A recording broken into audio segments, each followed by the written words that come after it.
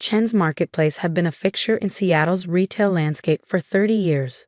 What started as my father's small corner store had grown into a chain of 12 upscale supermarkets known for their quality imported goods and traditional customer service. But as I stood in our flagship store's management office, watching my brother David's face turn red with anger, I knew one era was about to end. "Your digital transformation nonsense stops now," David snapped, waving a printout of my latest proposal. "We're a family business, Sarah. Our customers come here for the personal touch, not, what did you call it? Omnichannel retail experiences. My name is Sarah Chen, and at 32, I was about to be fired from my family's business, not because I was wrong, but because I was right too soon. The market is changing. I tried one last time. Online grocery delivery grew 400% last year alone. If we don't adapt." "Enough." David slammed his hand on the desk. "You've wasted hundreds of thousands on your pet projects, mobile apps, delivery partnerships, inventory automation. None of it fits our brand." I glanced at Dad, sitting quietly in the corner. James Chen had built this business from nothing after immigrating from China, but lately he'd stepped back, letting David run things. My brother had always been his golden child, the one who thought exactly like him. "Dad," I said softly, "you taught us that innovation keeps businesses alive. Remember when you revolutionized Asian grocery imports in the 90s? This is the same thing. The world is changing." Dad's face remained impassive. "Some changes aren't worth making, Sarah. Our customers like things the way they are." "Really?" I pulled up sales figures on my tablet. "Is that why our revenue has dropped 15% in the last quarter? Why our customer base is aging? Why Whole Foods and Amazon Fresh are eating into our market share?" "Because you've distracted us from our core business," David shouted. "While you've been playing with your tech toys, our traditional operations have suffered. Well, it ends today." He pulled out a formal letter. "The board, which you know includes Dad and me as majority shareholders, has voted to terminate your employment, effective immediately. We're also canceling all technology initiatives and returning to our traditional business model." My hands shook slightly as I took the letter. 10 years of work of trying to drive our family business into the digital age ended with 2 signatures. "Security will escort you out," David continued, pressing a button on his desk. "Your access to all company systems has already been revoked." I looked at Dad again, seeing not anger but something worse. Disappointment. He'd never understood why his daughter, with her Stanford MBA, couldn't just accept the old ways of doing business. "You'll regret this," I said quietly, gathering my things. "Not because you fired me, but because you're choosing to be blind to the future." "The only thing I regret," David replied, "is letting you waste so much time and money on your tech fantasies. Chen's Marketplace is about tradition, about personal service, not apps and algorithms." 2 security guards appeared at the door. As they led me through the store, past employees I'd worked with for years, I held my head high. Let them see. Let them remember. Only when I reached my car did I allow myself to smile. Poor David. So confident in his victory, so certain he'd stopped my tech fantasies just in time. He had no idea what was really happening. My phone buzzed. A message from Marcus, my secret partner, and former head of it at Chen's. Everything transferred before they cut access. Project Phoenix is ready. Perfect timing. For the past 18 months, while fighting my losing battle to modernize Chen's Marketplace, I'd been building something on the side. A new kind of retail platform that combined the best of traditional grocery with cutting-edge technology.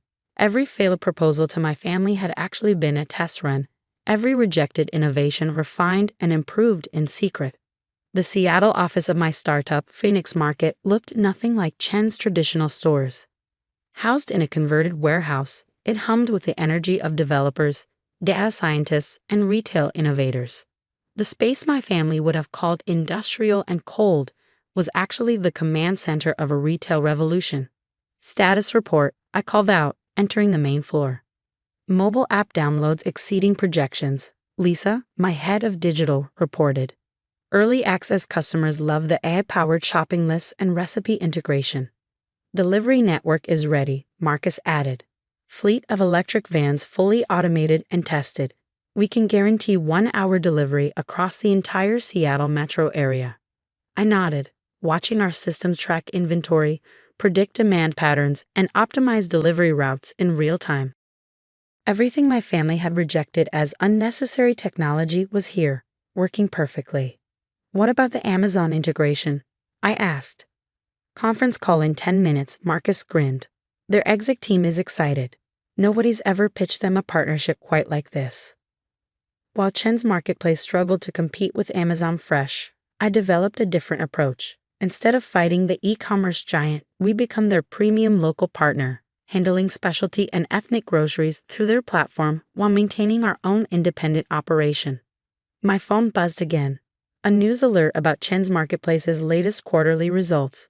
More declining sales, more lost market share. The stock price was dropping as investors worried of the company's failure to adapt to changing market conditions. Sarah, Marcus appeared at my office door. Your brother's on CNBC right now talking about their return to traditional values. I turned up the volume, watching David defend his decision to abandon all digital initiatives. Chen's marketplace is about personal service, about knowing our customers, he declared proudly. We're not going to chase tech trends at the expense of our core values. The interviewer pressed him, but with online grocery delivery growing exponentially, how will you compete? Our customers come to us for the experience, David insisted. They want to select their own produce, to talk to knowledgeable staff. You can't replicate that online.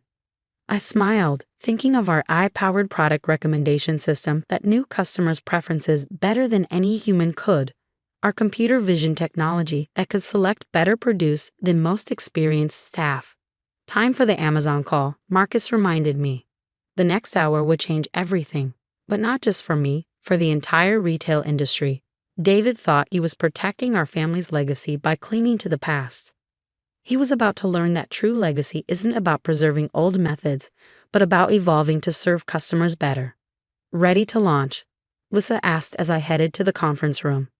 I thought about Dad's face when he signed my termination letter, about David's smugness in thinking he'd stop change from coming. Ready, I confirmed. Time to show them what the future of retail really looks like. The next few hours would transform not just my career, but the entire concept of what a family business could become. But that's another story, one that begins with a simple announcement that would make my brother choke on his morning coffee. Amazon announces revolutionary partnership with Phoenix Market, transforming local grocery delivery. The morning after the Amazon announcement, I sat in Phoenix Market's command center watching our systems light up with activity. The partnership news had broken at 6 a.m. Eastern Time. By 9 a.m. Pacific, our app downloads had crashed our servers twice. 20,000 new customers in 3 hours, Lisa reported, monitoring the analytics dashboard. Social media's exploding. Everyone wants to know how a startup nobody's heard of landed an exclusive Amazon partnership. I smiled, thinking of the 18 months of secret development that had made this possible. While my family focused on traditional retail metrics, we'd built something that redefined the entire grocery experience. Sarah, Marcus burst into the room. You need to see this. Chen's marketplace stock is in freefall, down 30% since the market opened. I pulled up the financial news on my tablet. The headlines were brutal. Chen's marketplace future in doubt as Amazon partners with innovative competitor, traditional grocery chain faces digital disruption. Former executive's new venture threatens family business legacy. My phone buzzed. David's number. I let it go to voicemail. CNBC wants an interview, Lisa said. They're calling us the future of hybrid retail. Before I could respond, the security desk called. Ms. Chen, your father is here. I froze. Dad hadn't tried to contact me since the day they fired me. Send him up. He looked older somehow, standing in the doorway of our ultra-modern office. His eyes took in the screens showing real-time data analytics, the developers coding new features, the electric delivery vans being loaded in our automated warehouse. This is what you were trying to tell us, he said quietly. All those proposals, all those ideas we rejected. This is just the beginning, I replied. Would you like to see how it really works? For the next hour, I showed him everything. The AI system that learned customer preferences and automatically suggested recipes based on dietary restrictions and past purchases. The computer vision technology that sorted produce better than human hands. The automated warehouse where robots picked and packed orders with 99.9% accuracy. That's why Amazon chose us. I explained as we watched the system work. We're not just another delivery service. We've reinvented the entire grocery experience. And our customers? Dad asked. The ones who like traditional shopping? I pulled up our customer interface. They can still have it. Our stores combine digital convenience with personal service. Watch. I showed him how customers could chat with real product experts through the app, how our smart shopping carts guided people through physical stores while suggesting complementary items, how our system remembered every preference and interaction. This isn't destroying tradition, I said softly. It's evolving it, making it better. Dad was quiet for a long moment. Your brother is calling an emergency board meeting. Ken's stock has lost almost half its value since your announcement. I know. He wants to sue you, claims you stole company secrets. I laughed. Everything we built here is original. Every innovation they rejected, we developed from scratch. Check the patents. Before he could respond, Marcus rushed in. Sarah, you need to see this. Chen's just announced they're launching their own delivery service. They're trying to partner with Instacart. I pulled up their press release and shook my head. Too little, too late. They still don't understand. This isn't about delivery. It's about reimagining the entire retail experience. As if to prove my point, our screens lit up with new data. The lunchtime rush was starting, and our AI was already adjusting delivery routes, predicting demand spikes, ensuring every order would arrive exactly when promised. 3 minutes average delivery delay, Lisa announced proudly, across 5,000 active orders. Dad watched the system work, and I saw something change in his expression. The same look he had 30 years ago when he first realized he could revolutionize Asian grocery imports. The board meeting, he said slowly. Would you come? I hesitated. To what end? To show them this. All of it, before we make another mistake. 2 hours later, I stood in Chen's Marketplace's familiar boardroom. The same room where they'd fired me, now filled with panicked board members watching their investment collapse. David was mid-rant when I walked in. Have to stop them. They're destroying everything we've built. No, I said clearly. We're building something better, and you can either adapt or become obsolete. What followed was the most intense presentation of my life. I showed them everything, the technology, the customer data, the growth projections. With each slide, the reality of their situation became clearer. We're not just losing market share, I concluded. We're losing the future. Every day you cling to outdated methods, you fall further behind. So what's your point? David snapped. You've won. Come to gloat. I've come to offer a partnership. The room went silent. Phoenix Market has the technology and innovation. Chen's Marketplace has the brand recognition and supplier relationships. Together, we could dominate the market. A merger? One board member asked. A transformation, I corrected. Chen's stores become hybrid locations, traditional shopping enhanced by our technology. Our delivery network handles online orders. Both brands grow stronger together. And who would run this transformed company? David asked tightly. We both would. You understand traditional retail operations. I understand digital innovation. We need both. The board deliberations lasted 6 hours. In the end, survival instinct won out over pride. Chen's Marketplace would merge with Phoenix Market, creating a new kind of retail company that bridged tradition and innovation. The next few months were intense, converting Chen's stores with our technology, training staff on the new systems, helping customers adapt to the changes. But the results were undeniable. Sales grew 200% in the first quarter. Customer satisfaction hit record highs. The stock price recovered and then soared as investors recognized the potential of our hybrid model. David struggled at first, but eventually found his groove running our premium in-store experiences. Turned out he was right about some customers wanting personal service. He just hadn't understood how technology could enhance rather than replace it. Dad spent more time in the business than he had in years, fascinated by how we'd reinvented his original vision. You saw the future, he told me one day. Just like I saw the potential in imported groceries 30 years ago. I forgot that innovation doesn't stop. 1 year after the merger, I stood in our flagship store, now a showcase of how traditional retail and cutting-edge technology could work together. The historic Chen's Marketplace sign hung above our smart shopping carts.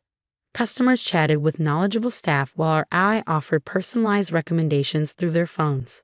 "Excuse me," an elderly customer approached. "Are you Sarah Chen, the one who made all these changes?" I nodded, slightly nervous. Many of our longtime customers had initially resisted the digital transformation. "I just wanted to say thank you," she smiled. "I still come in to shop because I love the atmosphere, but I use your app for deliveries when my arthritis acts up. It's the best of both worlds." That's when I knew we'd succeeded, not just in saving the family business, but in making it better. We hadn't destroyed tradition, we'd helped it evolve. Last week, a young entrepreneur asked my advice after a retail conference. "My family's business is struggling with digital transformation," she said. "They're afraid of losing their identity." I showed her our flagship store's command center, where traditional retail expertise merged seamlessly with cutting-edge technology. "Innovation doesn't mean abandoning your roots," I told her.